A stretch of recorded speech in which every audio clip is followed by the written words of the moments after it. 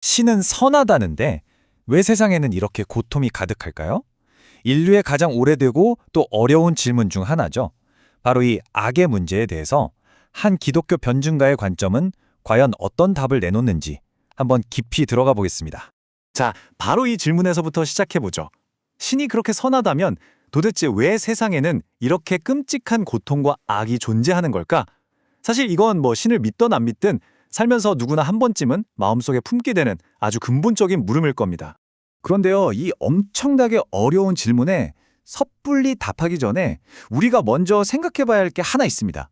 그건 바로 이 질문을 던지고 있는 사람이에요. 때로는 정답을 찾는 것보다 그 질문 뒤에 숨겨진 그 사람의 마음을 먼저 들여다보는 게 훨씬 중요할 수 있거든요. 네, 바로 이겁니다. 모든 질문 뒤에는 그 질문을 하는 사람이 있다는 사실. 이게 정말 중요한 포인트인데요. 이게 단순히 지적인 호기심일 수도 있지만 때로는 한 사람의 깊은 고뇌와 상처가 담겨 있는 절규일 수도 있다는 거죠. 한번 상상해 보세요. 만약 사랑하는 가족이 암으로 고통받고 있는 사람 앞에서 아주 잘 짜인 철학적인 논증을 쫙 펼쳐놓는다면 어떨까요? 아마 그 순간에는 그 어떤 완벽하고 깔끔한 논리보다 따뜻한 공감의 한마디가 훨씬 더 필요할 겁니다. 물론 철학적으로는 이렇게 접근할 수 있어요. 악이 존재한다는 걸 인정하는 것 자체가 선이라는 객관적인 기준이 있다는 뜻 아니냐. 그리고 그런 객관적인 도덕률이 있다면 결국 그걸 만든 절대적인 존재도 있어야 하지 않겠냐는 거죠.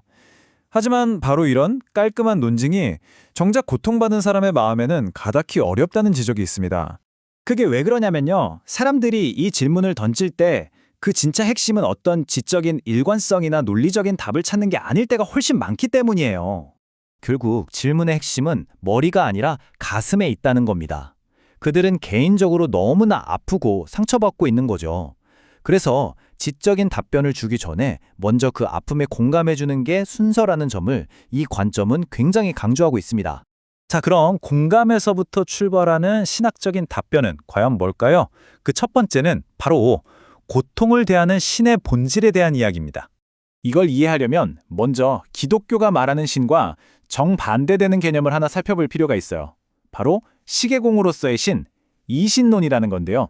뭐냐면 우주라는 아주 정교한 시계를 만들어서 태연만 감아놓고 저 멀리서 그냥 잘 돌아가는군 하고 지켜만 보는 그런 신을 상상하시면 됩니다. 그런데 기독교가 제시하는 그림은 완전히 다릅니다. 신이 저 멀리서 고통을 그냥 지켜만 보는 게 아니라 이 고통스러운 역사 한복판으로 직접 들어와서 인간의 아픔, 불확실성, 심지어는 억울한 죽음까지도 똑같이 겪었다고 말하는 거죠. 이 인용구가 신이 인간의 고통을 어떻게 이해하는지 정말 잘 보여주는데요.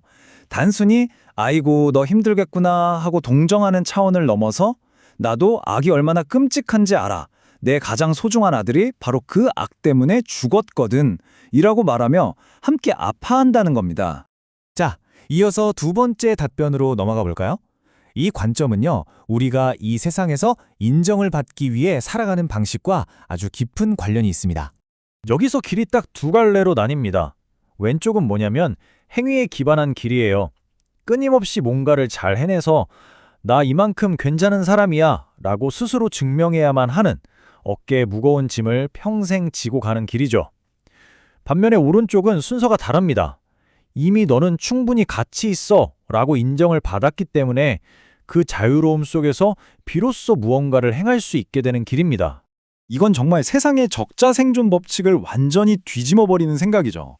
세상은 강한 자가 약한 자를 밟고 올라서는데 이 관점에서는 가장 강한 존재가 가장 약한 존재를 살리기 위해 스스로를 희생한다는 세상의 논리와는 정반대의 그림을 보여주는 겁니다. 그렇다면 이 두 가지 길이 우리 삶에 구체적으로 어떤 영향을 미칠까요? 마지막으로 그 감정적이고 실제적인 차이를 한번 살펴보겠습니다. 행위로 자신의 가치를 증명해야 하는 시스템은요, 마치 위험한 외줄타기 같다는 거예요. 성공하면 거봐, 내가 잘했지 하면서 우쭐해지고 오만해지기 쉽고요. 만약 실패라도 하면 난 역시 안 돼 하면서 불안과 절망의 나락으로 떨어져 버리는 거죠. 이쪽으로 가도 저쪽으로 가도 위험한 양날의 덫이라는 겁니다. 바로 이 지점에서 기독교적 관점이 제시하는 감정적인 해답이 나옵니다. 바로 해방감이죠. 더 이상 완벽해져야 한다는 압박감, 혹은 실패할지도 모른다는 그 두려움의 짐을 지고 살아갈 필요가 없다는 겁니다. 이 마지막 문장의 핵심을 정확히 꿰뚫고 있는데요. 선한 행동이 구원을 얻기 위한 조건이나 수단이 되는 게 아니라 이미 주어진 구원과 안정된 정체성에서부터 너무나 자연스럽게 흘러나오는 결과가 된다는 뜻입니다. 행동의 동기 자체가 완전히 바뀌어버리는 거죠. 자, 오늘 살펴본 내용을 바탕으로 마지막으로 이 질문을 한번 던져봅니다. 한 사람의 고통의 문제를 어떻게 바라보고 이해하는지가 결국 그 사람의 삶 전체를 어떻게 빚어갈까요? 이건 어떤 특정 종교를 떠나서 우리 모두가 한 번쯤 진지하게 생각해 볼 만한 질문이 아닐까 싶습니다.